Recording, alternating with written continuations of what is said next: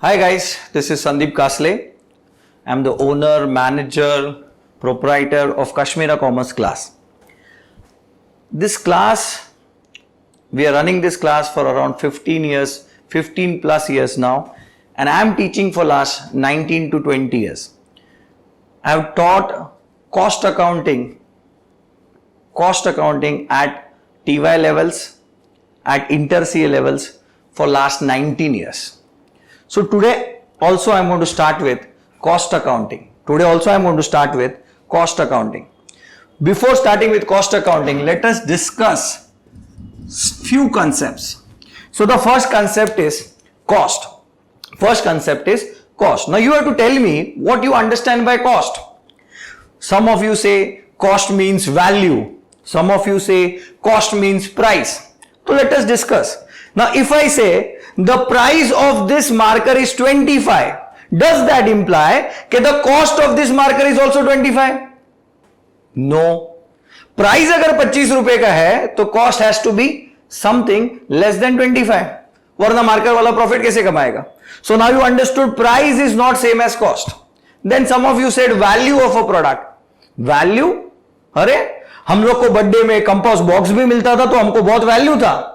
तुमको अगर 20,000 का फोन भी देगा तो भी तुम लोग रोएगा, बोलेगा नहीं हमको आईफोन चाहिए.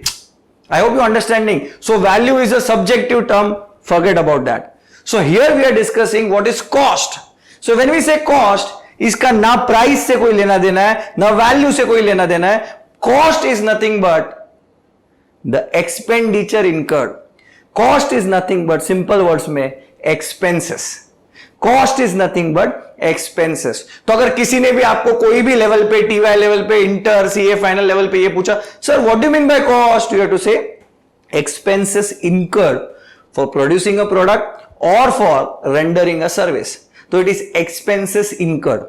Now you tell me guys, at different levels in different businesses, are the costs same? Tell me, क्या सब खर्चा सेम ही रहता है? नहीं ना. तो अगर सब खर्चा सेम नहीं है तो उन खर्चों का कैलकुलेशन सेम नहीं रहेगा. हर खर्चा अपने आप में एक नया कैलकुलेशन लेके आएगा और वो कैलकुलेशन ऑफ खर्चा, वो calculation of cost is nothing but that calculation of cost is nothing but costing. तो up till now what we have discussed, what is cost? Cost means expense. What is costing? Calculation of expenses. Sir example दो ना, costing में कौन सा expenses आएगा? जैसे अगर मैं बोलूं कि हम लोग कोई भी प्रोडक्ट बनाए तो रॉ मटेरियल लगेगा, करेक्ट? रॉ मटेरियल को मेजर करेंगे हम लोग किस में? रॉ मटेरियल का कॉस्ट कैलकुलेट करना है तो देखना पड़ेगा कितना किलो है, 1 किलो का प्राइस क्या है, yes or no? So material के कैलकुलेशन में किलो का प्राइस इंपॉर्टेंट रहेगा. बट अगर मुझे कैलकुलेट करना है वेजेस ऑफ वर्कर्स, तो टेल मी गाइस, क्या वर्कर्स में कितने किलो का वर्कर है वो इंपॉर्टेंट रहेगा? कि डबल ज्यादा किलो का वर्कर है तो ज्यादा पगार, पतला आदमी है तो कम पगार, एकदम ही पतला है तो फ्री में आना, ऐसा नहीं होएगा.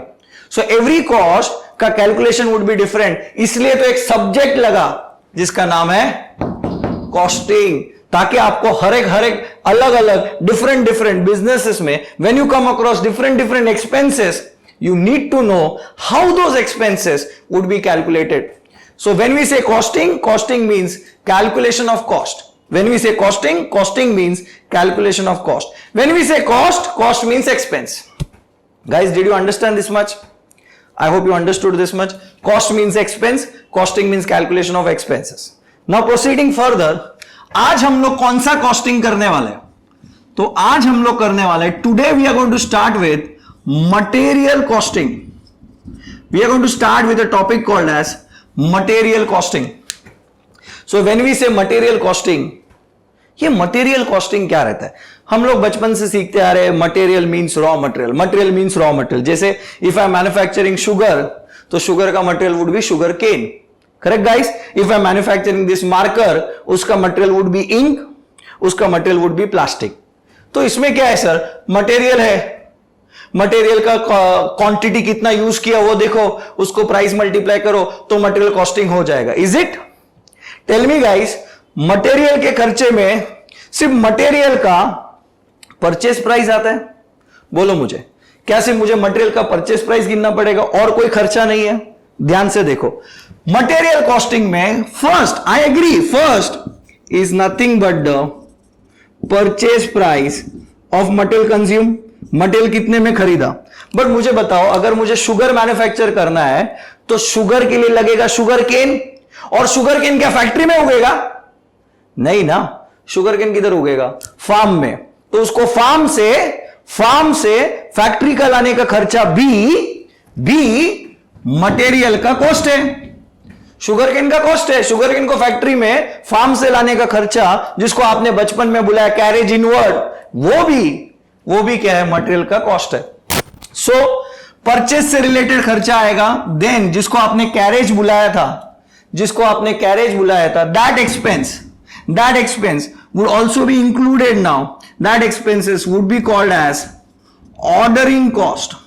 तो मुझे बताओ, मटेरियल के कॉस्ट में क्या क्या आएगा?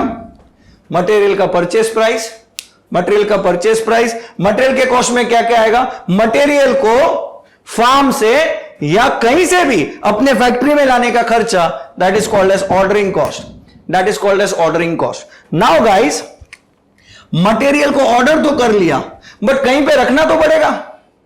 ऐसे ही थोड़ी जितना शुगर केन चाहिए उतना ही फार्म से लेके आएंगे। आज सुबह का शुगर केन आया क्या, फिर शाम को वापस ऑर्डर देंगे, कल दूसरे दिन लेके आएंगे, ऐसे करेंगे?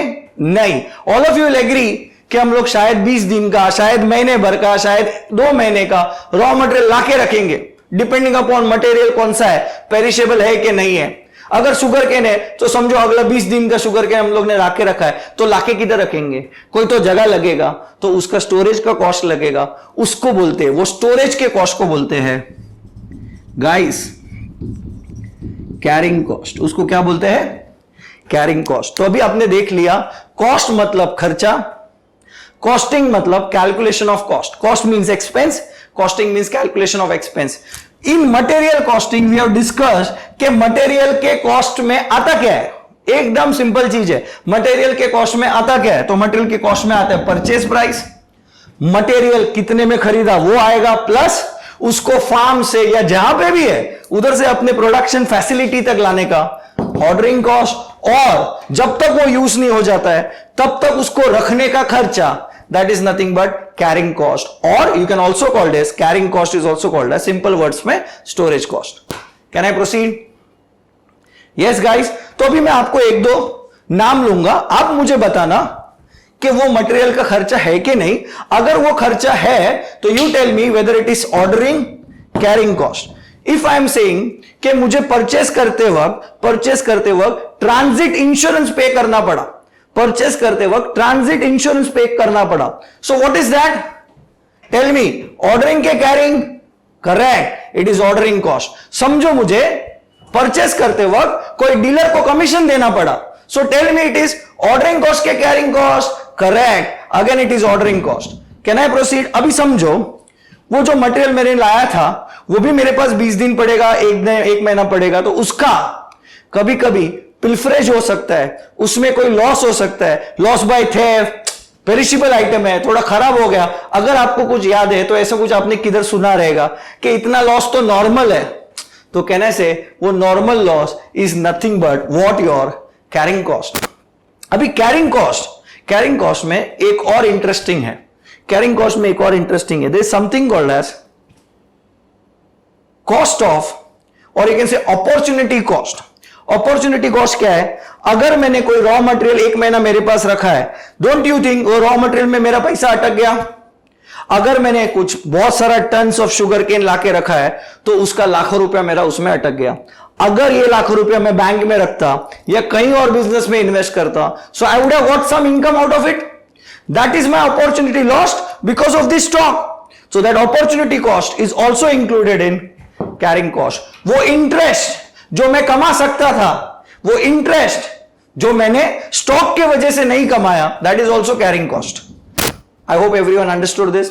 और एक छोटा, समझो मुझे स्टॉक रखना है बट मेरे पास पैसा नहीं है, तो मैंने स्टॉक रखने के लिए फाइनेंस लिया है, लोन लिया है। तो अगर मैंने स्टॉक रखने के लिए कोई लोन लिया है, स्टॉक खरीदने के लिए कोई लोन लिया है, तो वो लोन का इंटरेस्ट भी वो स्टॉक का खर्चा है, तो वो भी क्या है? Carrying cost. So everyone tell me guys, पूरा सम में, पूरा टॉपिक में अगर किसी ने आपको पूछा कि मटेरियल में क्या क्या खर्चा आता है, तो number 1, tell me guys, number 1 purchase price, number 2 ordering cost and number 3 carrying cost. तो मटेरियल का टोटल खर्चा would be nothing but purchase price plus ordering cost plus carrying cost.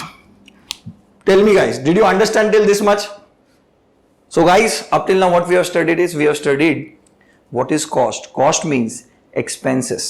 Any expense for producing a product or rendering a service. Simple word, expense. Cost is expense. What you understand by costing is calculation of cost. Since there are different types of cost, we have an entire subject, an entire understanding of how to calculate the cost in each and every situation.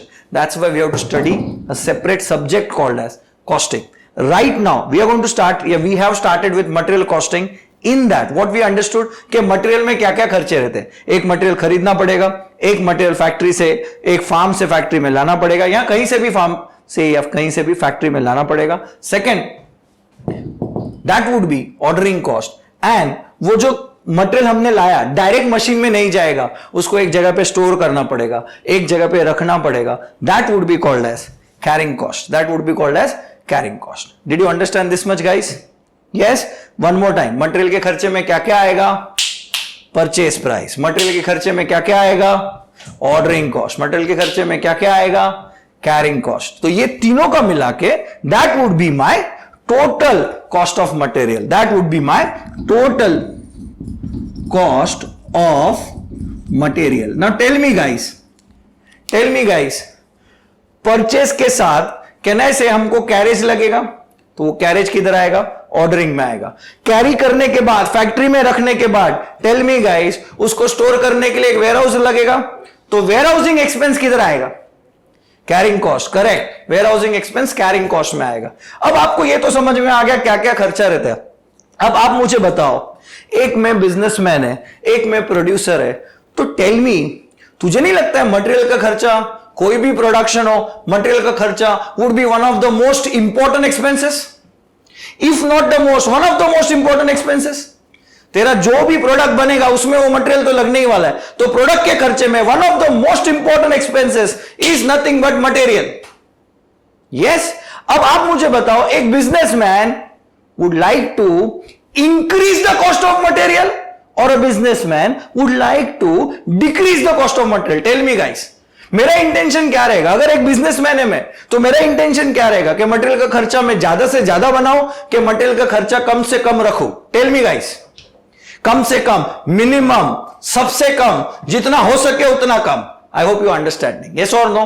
सो अब ये topic में, in this topic we are going to understand a formula which will help you to minimise, listen to me carefully, which will help you to minimise the total cost of material. अब student confuse किधर हो जाता है? Minimise the cost of material मतलब सिर्फ purchase? ना. Minimise the total cost of material मतलब minimizing the total of purchase plus ordering plus carrying. Minimizing the total of purchase plus ordering plus carrying. ये जो minimizing का concept है is covered under economic order quantity. is covered under economic order quantity. अब ये तीनों words को एक एक करके देखो. इकोनॉमिक मतलब महंगा के सस्ता. What do you understand by economic? Economic मतलब क्या? महंगा के सस्ता. बोलो. सस्ता. इनफैक्ट सबसे सस्ता. जब हम बोलते हैं कि कोई चीज हमको इकोनॉमिकल चाहिए मतलब सस्ता. आप प्लेन में गया रहेगा तो बिजनेस क्लास रहता है, इकोनॉमिक क्लास रहता है. इकोनॉमिक क्लास मतलब सस्ता. तो हियर इकोनॉमी मतलब सस्ता. Total cost minimum. दूसरा क्या है? O for order. ऑर्डर मतलब कितना ऑर्डर आप करेगा, कितना परचेस करेगा. क्वांटिटी, कितना क्वांटिटी एक टाइम पे परचेस करेगा. So one more time. Economic मतलब मिनिमम. ऑर्डर मतलब एक ऑर्डर में, क्वांटिटी मतलब एक ऑर्डर में कितना क्वांटिटी परचेस करेगा. सो आप कितना भी परचेस कर सकते हैं. जैसे मैं आपको एक एग्जांपल देता हूं, ध्यान दो. मस्त इंटरेस्टिंग एग्जांपल है. मटेरियल का नहीं है बट इंटरेस्टिंग है. जैसे for example, if I am a ice cream vendor, if I am a ice cream vendor, मैं मैन्युफैक्चर नहीं कर रहा हूं, आइसक्रीम ही मेरा प्रोडक्ट है, आइसक्रीम ही मेरा मटेरियल है, खरीदता हूं और बेचता हूं। अब अगर मैं आइसक्रीम साल भर में समझो, फॉर एग्जांपल साल भर में if I want to sell 50,000 units of ice cream, तो यू टेल मी, क्या मैं आज ही पूरा 50,000 यूनिट्स मंगा लो? टेल मी, अगर मैं आज ही पूरा मंगा लो, सोचो आज ही पूरा मंगा लो, तो मेरा ऑर्डरिंग का कॉस्ट कम हो जाएगा। यस, बट वो इतना सारा जो आइसक्रीम मंगाया वो रखेगा किधर? कपट में? नहीं, उसके लिए इतना बड़ा फ्रीजर लगेगा, इतना बड़ा डीप फ्रीज लगेगा। अरे उतना बड़ा डीप फ्रीज का डेप्रीशिएशन कितना, उसका इलेक्ट्रिसिटी बिल कितना, आइसक्रीम से ज्यादा तो डेप्रीशिएशन और इलेक्ट्रिसिटी बिल में जाएगा। I hope you understanding, correct? So at a time you may not buy the entire quantity that you require for the entire year. So हम लोग क्या करेंगे? विल बाय दैट क्वांटिटी जिससे खर्चा कम नहीं, कम से कम हो जाए। I hope you understanding. तो वो क्वांटिटी कैसे डिसाइड करेगा? By using the formula of EOQ। अभी तो मैं फॉर्मूला से लिखा रहा हूं, but don't worry, we will derive this formula. Answer से will confirm the answer of this formula, कि ये आता किधर से, ये डिराइव किधर से हो, that also will discuss. But right now the formula starts with square root of 2। मैं ये भी एक्सप्लेन करूंगा ये 2 किधर से आया। 2 into A into O upon C। Guys, student क्या करता है? फॉर्मूला बाय ऐड कर देता है, ओके, अंदर का डिटेल सीखता नहीं है, फिर एग्जाम में रॉन्ग सब्स्टिट्यूशन करके आता है। उसको फॉर्मूला आता है बट उसको आंसर नहीं आता है, ये आंसर रॉन्ग आता है। तो तू ध्यान देना। First, what is A? A is, ध्यान देना guys, A is annual consumption or annual demand. Annual consumption or annual demand. If I say I am purchasing raw material, तो कितना रॉ मटेरियल परचेस करूंगा, दैट वुड डिपेंड अपॉन कितना raw material use करना है। कितना raw material purchase करूंगा, that would depend upon कितना raw material use करना है।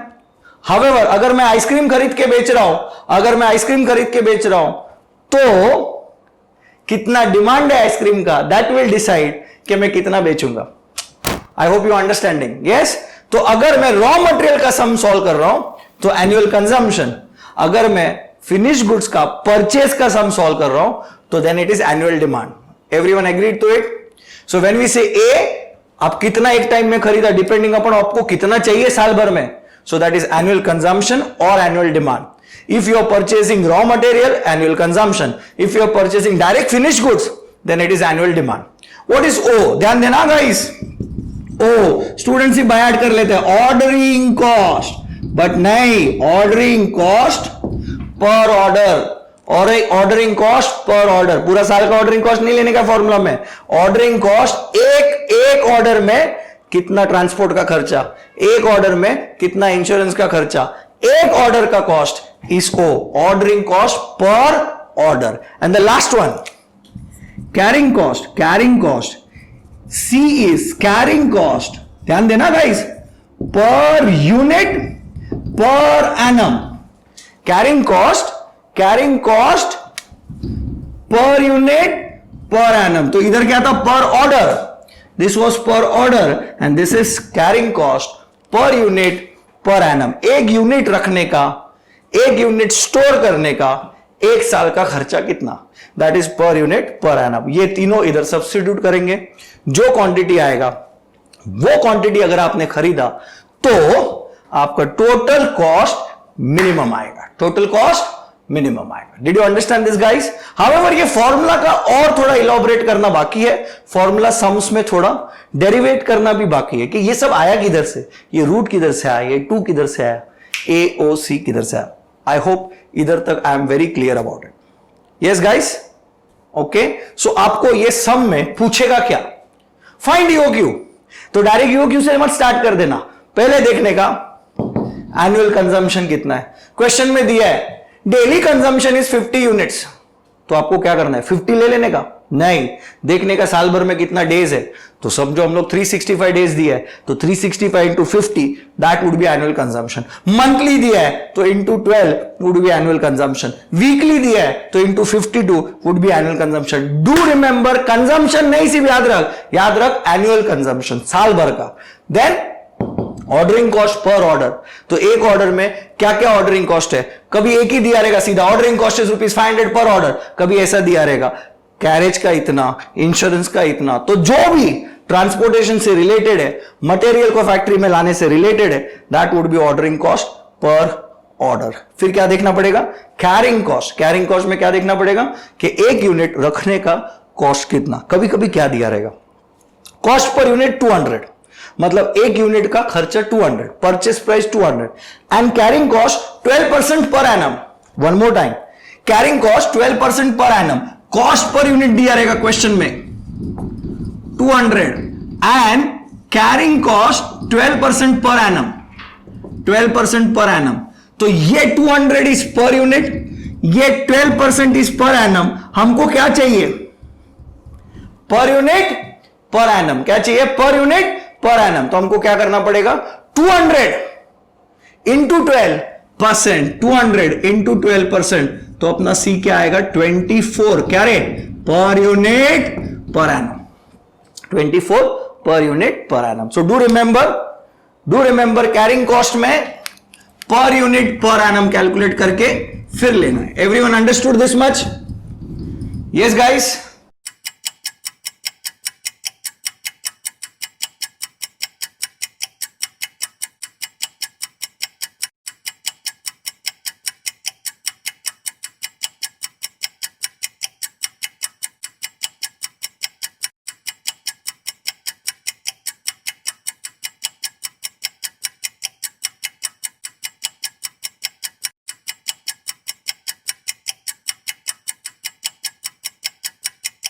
So guys, up till now we have only mentioned the formula of EOQ. The understanding of EOQ, the derivation of EOQ is still pending. So let's start the understanding and derivation of the formula of EOQ with the use of or with the help of a particular example. So guys, again, what was the formula for EOQ? EOQ का formula था square root of 2 into A into O upon C. Now we have to first define what is A in this sum, what is O in this sum, and what is C in this sum. Do remember, A is annual consumption or annual demand. If it is a raw material sum, it would be annual consumption. If it is a finished goods purchase ka sum, it would be annual demand. Secondly, ordering cost should be per order. Ordering cost should be per order. And lastly, the carrying cost should be carrying cost per unit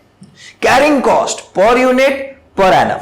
So now let's go through the question. What we have in the question, let's see.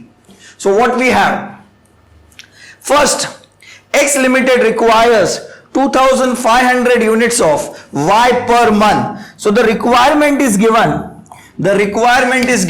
in terms of 2500 units per month. But guys, we know A stands for annual consumption.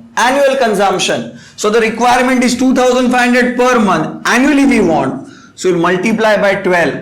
So it would be 30,000 units.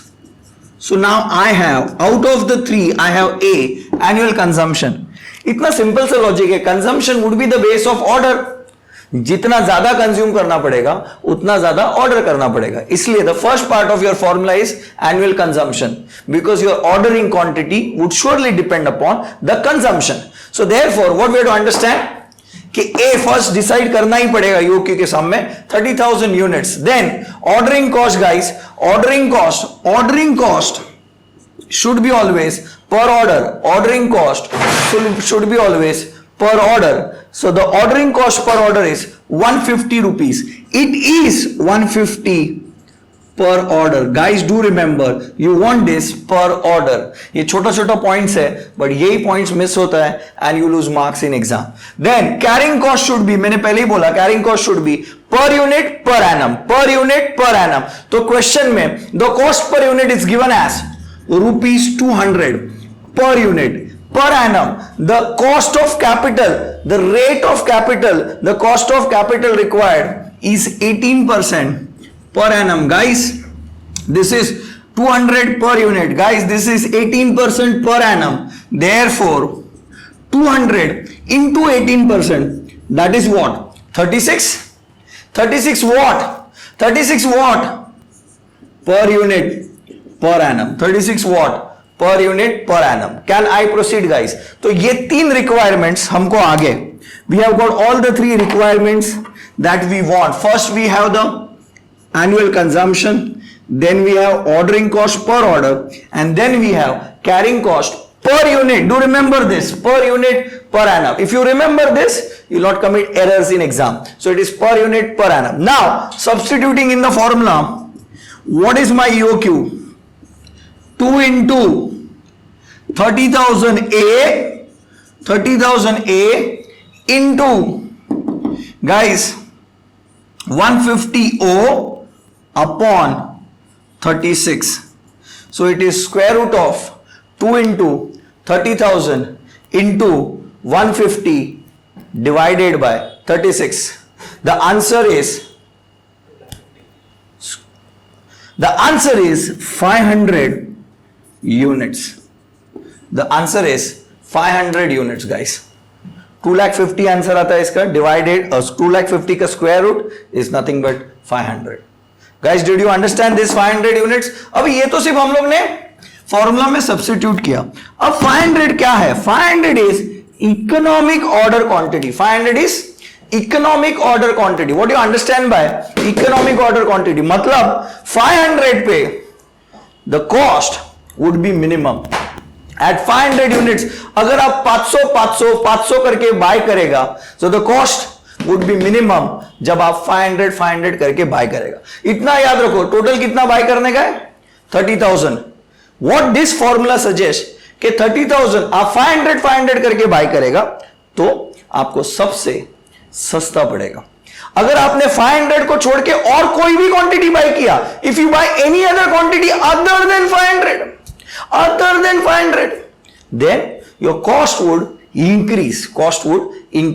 The formula suggests that it would be minimum at 500 units. It would be minimum at 500 units. तो अभी ये formula समझने के लिए, ये concept समझने के लिए, we have to check whether 500 पे एक्चुअली मिनिमम आ रहा है कि नहीं आ रहा है. तो कैसे चेक करेंगे? समझो for example, I will start with order quantity. Considering order quantity as 500 units, तो can I say 500 बेस्ट है कि नहीं? चेक करने के लिए हमको चेक करना पड़ेगा कि अगर मैं 500 से कम बाय किया तो कॉस्ट क्या आ रहा है, और अगर मैं 500 से ज्यादा बाय किया तो कॉस्ट क्या आ रहा है. तो समझो मैं 500 से कम बाय कर रहा हूं, से आई एम बाइंग 300 यूनिट्स, और समझो मैं 500 से ज्यादा बाय कर रहा हूं. तो this is option A, option B and option C. समझो मैं ज्यादा बाय कर रहा हूं, so I am buying 1000 units. Done guys? So there are 3 options. Now अपने पास 3 ऑप्शंस है, 300 units, 500 units and 1000 units. Tell me guys, as per EOQ formula, what is the best quantity to order? 500. So that means मेरा खर्चा should be minimum at 500 units. खर्चा should be minimum at 500 units. तो खर्चे में क्या क्या आता है? हमने देखा था, डिस्कशन किया है कि मटेरियल खर्चे में क्या क्या आता है. एक तो परचेस कॉस्ट आएगा, ऑर्डरिंग कॉस्ट आएगा और कैरिंग कॉस्ट आएगा. तो अभी हम लोग क्या करेंगे? Purchase cost, carrying cost, ordering cost तीनों कैलकुलेट करेंगे एंड जिसमें टोटल मिनिमम आएगा दैट इज EOQ. ओके, किसमें आना चाहिए मिनिमम? 500 में. Where it should come minimum? 500. Let's see 500 में मिनिमम आता है कि नहीं आता है. अगर आता है तो ये फॉर्मूला राइट है, और अगर ये फॉर्मूला राइट है तो फिर मैं आपको आगे उसका डेरिवेशन भी सिखाएगा कि ये आया किधर से. तो let's start slowly and steadily. First, order से याद आया क्या कैलकुलेट कर लेते? Number of orders. क्या कैलकुलेट कर लेते गाइस? Number of orders. तो टेल मी टोटल कितना मंगाने का है? 30,000। यस, टोटल कितना मंगाने का है? 30,000। सो नंबर ऑफ ऑर्डर्स कैसे पता चलेगा? I will take total quantity divided by, इसको अगर मैंने क्यू बोल दिया, quantity Q, so I will divide this by Q. So total I need to buy 30,000। Requirement कितना है अपना? कंजम्पशन 30,000। तो कैलसी लो 30,000 डिवाइडेड बाय, अगर मैं 300 करके बाय करूं तो what is your number of orders? I will write for you 30,000 divided by 300. So how many orders guys? 30,000 divided by 300. Can I say 100 orders? Can I say 100 orders guys? Yes? Can I say 100 orders? Okay. Next 500. Here it would be 30,000 divided by 500. 30,000 divided by 500. Can I say 60 orders? Can I say 60 orders guys? Yes. Next 30,000 divided by 1,000 तो कितना हो जाएगा? 30। Guys ध्यान देते रहना, derivation में भी यही सब वैल्यूज यूज करने वाला हूं। सो नाउ चेक करो, अगर मैं 300 करके मंगाऊंगा तो 100 ऑर्डर्स करना पड़ेगा। अगर 500 करके मंगाऊंगा एज पर फॉर्मूला तो 60 ऑर्डर्स करना पड़ेगा। और अगर ऐसे एजम्पशन 500 से ज्यादा मंगाने के 1000 तो 30 टाइम्स ऑर्डर करना पड़ेगा। अब जितना टाइम्स ऑर्डर करेगा उतना आएगा ऑर्डरिंग कॉस्ट। क्या आएगा गाइस? Ordering cost. तो मुझे बताओ एक ऑर्डर का कॉस्ट क्या है? 150। एक ऑर्डर का कॉस्ट क्या है? 150। तो कैसे सॉल्व करेंगे हम लोग? अगर मैं इसका फॉर्मूला बना दूं तो कैसे सॉल्व करेंगे? Red mark I will use. So A divide by Q, this is number of orders, into O guys. A divide by Q into O. Any problem still here? Guys, are you understanding? Yes. इसके बाद, did you understand this much? Now see, 100, first case में 100 orders into 100 orders into एक order का है, ये रहा 150. So 100 into 150, how much guys? Can I say 15,000? Yes, 100 into 150. Can I say 15,000? Next guys, next one. After this, हम लोग कितना order कर रहे हैं? 60. तो 60 into 150, that is 9,000. Next guys, 30 into 150, that is 4,500. Did you understand this much? Yes guys, did you understand this much? इसका logic क्या हुआ कि जैसे जैसे हम लोग ज्यादा क्वांटिटी मंगाएंगे तो उतना नंबर ऑफ ऑर्डर्स कम हो जाएगा, और तू कम ऑर्डर करेगा तो ऑर्डरिंग कॉस्ट कम हो जाएगा। Yes or no? जैसे मैं ज्यादा क्वांटिटी मंगाएगा, नंबर ऑफ ऑर्डर्स कम हो जाएगा तो ऑर्डरिंग कॉस्ट साल का कम हो जाएगा क्योंकि कम ऑर्डर्स हो रहे हैं। Can I proceed? Yes guys? Yes. अभी सिर्फ ऑर्डर करने का थोड़ी है, कैरिंग कॉस्ट भी तो है। So tell me guys, carrying cost हमारे पास है क्या? इसमें एक बहुत सुपर कंसेप्ट है, प्लीज ध्यान देना। कैरिंग कॉस्ट हमारे पास है क्या? हाँ है ना सर। कैरिंग कॉस्ट है per unit 36 per unit per annum. So carrying cost is 36 per unit per annum. Now look at this guys, there is a very important point coming your way. Carrying cost is 36 rupees per unit per annum. तो common sense है, into number of units करना पड़ेगा because it is per unit per annum. अभी मुझे number of units multiply करना है guys, number of units multiply करना है। मतलब कौन सा यूनिट्स? जितना ऑर्डर करेगा उतना यूनिट्स। तो ऑर्डरिंग क्वांटिटी को हमने क्यू लिया है तो इनटू क्यू करूंगा, but very important, divide by 2। अब ये 2 किधर से आया? Why this 2 guys? Listen to me. If I order 300 units तो 300 यूनिट्स ऑर्डर करके क्या डेकोरेशन के लिए रखने का है? नहीं, रॉ मटेरियल है, वो रॉ मटेरियल यूज होएगा। तो अगर मैं 300 मंगाएगा तो पूरा साल में 300 कैरी नहीं करेगा। जैसे 300 मंगाएगा मैं यूज करना चालू कर देगा, तो at any point of time use start हो गया रहेगा तो 300 से कम स्टॉक रहेगा। Correct guys? अगर मैं 300 क्वांटिटी मंगाएगा, आज 300 मंगाया तो आज काम चालू कर देगा, तो कल 300 थोड़ी रहेगा, 300 से थोड़ा कम रहेगा। करेक्ट? अच्छा कितना कम? That depends upon production cycle. कितना कम, that depends upon production cycle. So it would be 300 or less. Sir, 300 or less, can it be 0? Maybe. So it would be somewhere between 0 to 300. Therefore guys, divide by 2, somewhere between. Divide by 2, somewhere between. Did you understand this concept? One more time. This is carrying cost. So carrying cost अपने पास है सब में? Yes. कौन सा carrying cost है? Carrying cost per unit per annum. तो उसको units multiply करूंगा. But डिवाइड बाई 2 कर दूंगा, क्योंकि जितना मंगाऊंगा उससे थोड़ा कम ही रहेगा हमेशा मेरे पास. करेक्ट? कितना कम, who knows, production cycle would decide that. So on an average divide by 2. Now guys let's calculate. So per unit कितना है? पर यूनिट कितना है? 36 per unit into Q, here it is 300 divide by 2. How much is that? 5,400. Guys, 5,400. Can I proceed? Okay, next one it is 36 into 500 divided by 2, that is 9,000. Next one it is 36 into कितना assume किया? 1000 divided by 2, which is 18,000. Can I proceed? Now look at this guys, look at this.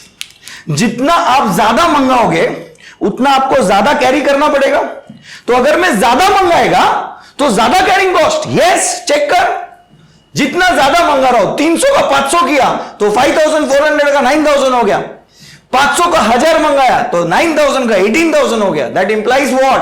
कि जितना आप ज्यादा order करोगे उतना रखना भी पड़ेगा, तो कैरिंग कॉस्ट बढ़ जाएगा. I hope everyone is understanding this.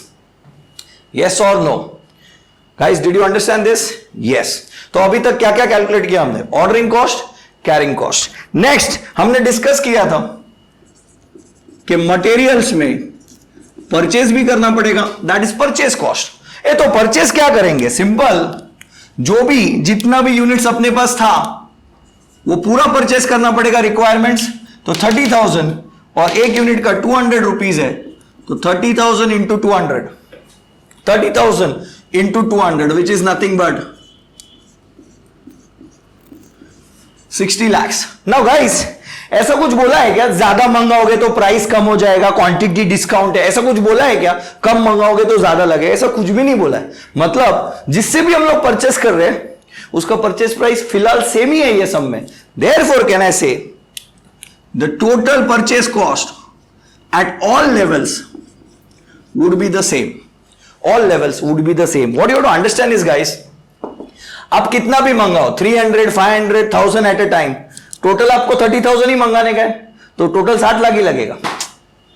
I hope everyone understood this. Yes or no? Now let's see. EOQ क्या बोला है कि आप 500 मंगाओगे तो सबसे मिनिमम कॉस्ट लगेगा. ईओक्यू क्या बोला है कि 500 पे सबसे मिनिमम कॉस्ट लगेगा. लेट्स सी कि कॉस्ट मिनिमम आ रहा है या नहीं आ रहा है. Let's C.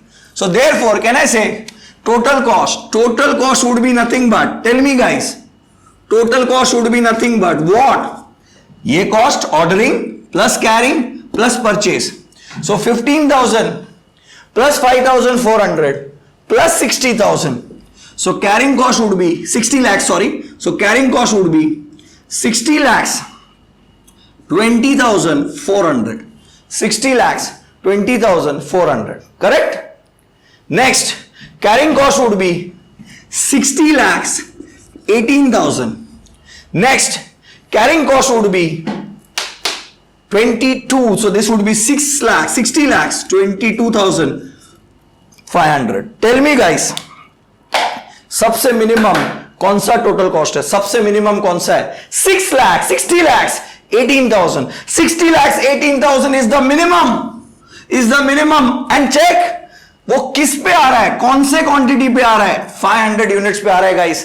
दैट मींस आपने प्रूव कर दिया है कि 500 यूनिट्स पे कॉस्ट 60 lakhs 18 है, जो सबसे मिनिमम है. अभी आपको घर पे प्रैक्टिस करना है तो लिसन टू मी. ये 300 के ऊपर 200 लेके देखना, 1000 के ऊपर 1200 लेके देखना, फिर भी any number you want you can take, फिर भी मिनिमम कितना आएगा? 60 lakhs 18,000. That is the best part of this कि ये पूरा सॉल्व करके पता चल रहा है 60 lakh 18 है, पूरा सॉल्व करके पता चल रहा है 500 इज ईओक्यू, वही चीज बिना table you can do by this formula कि direct 500 units is EOQ. Understood guys? Correct? One more time. What we have done is we have calculated the EOQ and we have taken two examples, one below the EOQ and one above the EOQ, and at these levels अगर मैं 300 मंगाऊं तो खर्चा आ रहा है this much, 500 करके order करूं तो खर्चा आ रहा है this much, 1000 करके ऑर्डर करूं तो खर्चा आ रहा है 60 lakhs 22,500. Everyone understood this? So सबसे minimum would be for 500 which is 6,18,000. तो टेबल से भी प्रूव हो गया कि 500 is EOQ. I guess everyone understood this. Now sir, आपको मैंने प्रॉमिस किया था मैं ये फॉर्मूला भी डिराइव करके देगा. तो अब ये फॉर्मूला का डेरिवेशन के लिए you have to understand the relation between ordering cost and carrying cost. The relation between ordering cost and carrying cost. Listen to me guys. अपना इंटेंशन क्या था कि टोटल कॉस्ट को मिनिमम करना है. इंटेंशन क्या था? टोटल कॉस्ट को मिनिमम करना है. तो अगर आप देखो कम यूनिट्स मंगाएगा, ध्यान से, कम यूनिट्स मंगाएगा तो ऑर्डरिंग कॉस्ट कम है. इधर देखो कम यूनिट्स मंगाया तो ऑर्डरिंग कॉस्ट ज्यादा है बट कैरिंग कॉस्ट कम हो जाएगा. अगर आपने ज्यादा यूनिट्स मंगाया तो कम ऑर्डर करना पड़ेगा तो ऑर्डरिंग कॉस्ट कम है बट कैरिंग कॉस्ट बढ़ जाएगा.